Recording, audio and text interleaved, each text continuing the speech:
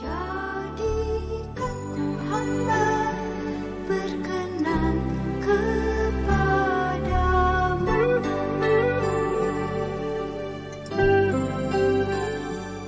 Shalom, selamat pagi Bapak Ibu Saudara sekalian di dalam Tuhan. Dimanapun Bapak Ibu berada pada pagi hari ini, kita bersyukur bersama-sama karena Tuhan baik bagi kita. Dia yang memberkati memelihara hidup kita. Dan saya percaya Bapak Ibu diberkati pagi hari ini. Yang percaya dengan kemuliaan bagi Tuhan kita Yesus Kristus. Dan kita mempersiapkan hati kita masuk dalam ibadah kita. Kita mau menyembah Tuhan, bersyukur kepadanya sebab ajaib dan besar karya Tuhan dalam hidup kita. Mari kita tundukkan hati dan jiwa kita. Kita berdoa bersama-sama kepada Tuhan. Terima kasih Bapa di dalam surga, dalam nama Tuhan Yesus Kristus. Kami naikkan syukur kami kepadamu Bapa atas segala kemurahan dan kebaikan-Mu, penyertaan Tuhan dalam hidup kami, sehingga sampai hari ini kami bisa beribadah memuji Tuhan. Kami bisa memuji Engkau bersama dengan keluarga kami, dengan orang-orang yang ada di sekitar kami. Apapun keadaan kami sampai hari ini Tuhan, kami tetap percaya Engkau selalu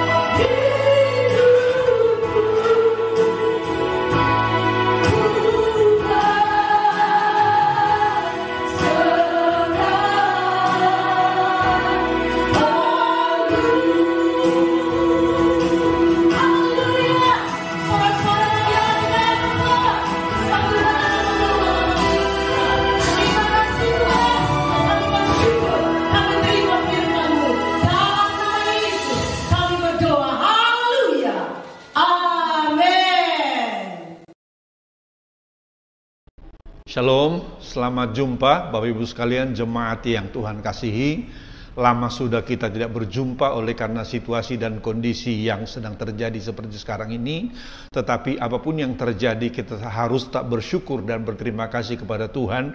Karena kalau sampai sekarang kita ada sebagaimana ada, dalam keadaan sehat, dalam keadaan baik, itu semuanya karena anugerah, kasih dan kebaikan Tuhan. Bapak Ibu sekalian, kita telah memasuki bulan April, di mana pada bulan April ini sebetulnya kita memiliki beberapa hari raya yang sangat penting, yaitu kita akan merayakan Jumat Agung dan Paskah yang akan kita lakukan beberapa waktu yang akan datang. Tetapi oleh karena kondisi seperti yang sekarang ini, Bapak Ibu sekalian, kita harus mentaati apa yang pemerintah anjurkan kepada kita, supaya kita semuanya berada di rumah, berdoa di rumah, beribadah di rumah, bekerja di rumah, bahkan juga belajar di rumah. Ini tentu Bapak Ibu sekalian adalah sebuah pilihan yang sangat sulit, tetapi suka tidak suka, mau tidak mau harus kita jalani hal ini, karena kita tahu maksud pemerintah kita juga kita melakukan social distancing atau physical distancing. Maksudnya kita menjaga jarak satu sama lain adalah supaya kita tidak tertular satu sama lain oleh karena virus yang sedang melanda dunia seperti sekarang ini. Tetapi sebagai orang-orang percaya, kita sungguh-sungguh meyakini bahwa dimanapun kita berada, kita semuanya harus tak bersyukur dan berterima kasih, bahkan tak beribadah kepada Tuhan, karena kita tahu Tuhan tetap bersama kita, menjaga, melindungi dan memelihara kita, serta memberikan kepada kita kemenangan yang luar biasa. Minggu ini kita telah memasuki bulan April, Bapak Ibu sekalian, di mana setiap bulan biasanya gereja kita melakukan tema-tema bulanan yang akan kita renungkan, akan kita gumuli, akan kita praktekkan dalam hidup kita, sehingga kita semuanya betul-betul berjalan dalam kehendak dan rencana Tuhan. Dan tema gereja kita bulan April ini adalah memiliki gaya hidup yang berkualitas. Memiliki gaya hidup yang berkualitas. Saya percaya Bapak Ibu sekalian bahwa tema ini sangat aktual pada hari-hari ini. Kenapa? Karena justru pada masa-masa yang sulit seperti sekarang ini, justru dituntut kualitas hidup kita. Apakah situasi ini membuat kita menjadi mundur? Apakah situasi ini membuat kita menjadi bersungut-sungut? Apakah situasi ini membuat kita menjadi tawar hati? Ini Bapak Ibu sekalian menuntut sebuah kualitas yang ada pada saudara, yang ada pada saya, yang ada pada kita sekalian. Karena itu biarlah melalui tema kita memiliki gaya hidup yang berkualitas, betul-betul kita alami sebagai orang-orang yang percaya kepada Tuhan. Nah, setiap minggu seperti biasa Bapak Ibu sekalian akan kita renungkan firman Tuhan yang berhubungan dengan tema ini. Pada minggu yang pertama akan kita renungkan firman dengan tema gaya hidup yang berkualitas. Apa sih gaya hidup yang berkualitas itu? Bagaimana kita praktekkan hidup yang berkualitas? Itu akan kita renungkan pada minggu yang pertama ini. Dan minggu yang kedua, minggu depan, akan kita renungkan firman Tuhan dengan tema gaya hidup bersaksi. Di mana di tengah-tengah dunia ini Tuhan inginkan agar engkau, agar saya, agar kita sekalian menjadi saksinya, sehingga melalui engkau, melalui saya dan melalui kita, orang-orang akan dimenangkan bagi Tuhan. Tentu kalau kita berbicara tentang gaya hidup bersaksi, maka yang pertama harus kita pahami dulu, apa sih isi kesaksian kita, apa sih yang harus kita sharingkan kepada orang lain. Bapak Ibu, saya mau katakan kepada kita, kita tidak perlu cari-cari isi kesaksian dari tempat yang lain. Cukup kita menceritakan pertolongan Tuhan yang sudah kita alami, cukup kita ceritakan kasih Tuhan yang sudah kita alami, sehingga melalui pengalaman saudara yang kau sharingkan kepada orang lain akan dikuatkan, orang lain dimenangkan. Lalu kemudian juga kita meyakini bahwa ada kuasa di balik kesaksian kita itu, di mana ketika kita menyaksikan ada kuasa Tuhan yang kita alami, itu akan mendorong dan memotivasi orang lain untuk juga merasakan hal yang sama. Karena itu saya mau katakan kepada kita secara khusus, pada hari-hari yang sulit seperti sekarang ini, jangan terlalu banyak berbicara tentang kesulitan. Jangan terlalu banyak berbicara tentang himpitan-himpitan hidup. Karena kesulitan himpitan hidup itu hanya akan membuat kita makin tidak bersemangat, makin tawar hati, makin lemah. Akhirnya kita juga mentransferkan hal-hal yang melemahkan bagi orang-orang lain. Karena itu pada hari-hari yang sulit ini, ceritakan pertolongan Tuhan kepada saudara hari-hari yang lalu.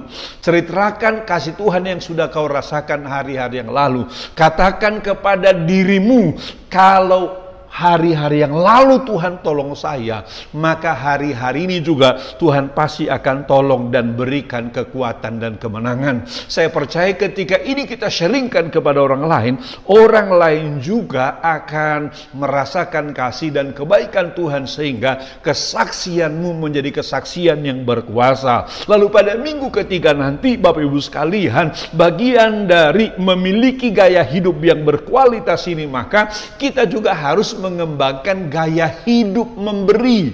Di mana saudara, di mana saya, di mana kita harus memiliki gaya hidup memberi, baik memberikan persembahan, memberikan senyuman ke orang lain, menunjukkan kasih. Ini harus kita praktekkan pada hari-hari ini secara khusus, sehingga melalui pemberian saudara tidak hanya bicara tentang uang dan materi, orang-orang lain akan dikuatkan. Dan firman Tuhan berkata, berilah maka kepadamu akan diberi, dengan dalam sukatan yang lebih besar daripada pemberian saudara. Ini harus ada pada kita, Bapak Ibu sekalian, dan tentu pemberiannya adalah bagian dari pelayanan kita kepada orang-orang lain, sehingga orang-orang lain dimenangkan bagi Tuhan. Lalu pada minggu yang keempat nanti akan kita dengarkan firman Tuhan dengan tema gaya hidup unity yang akan membuahkan hasil. Saya mau sampaikan kepada kita, Bapak Ibu sekalian, bahwa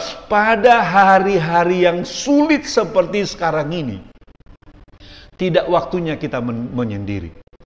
Pada waktu masa-masa yang sukar seperti sekarang ini, tidak waktunya kita berdiam diri seorang diri. Waktunya kita sekarang bekerja bersama-sama, berdoa bersama-sama, merenungkan firman bersama-sama. Terutama sekarang ini, karena kita dianjurkan di rumah saja.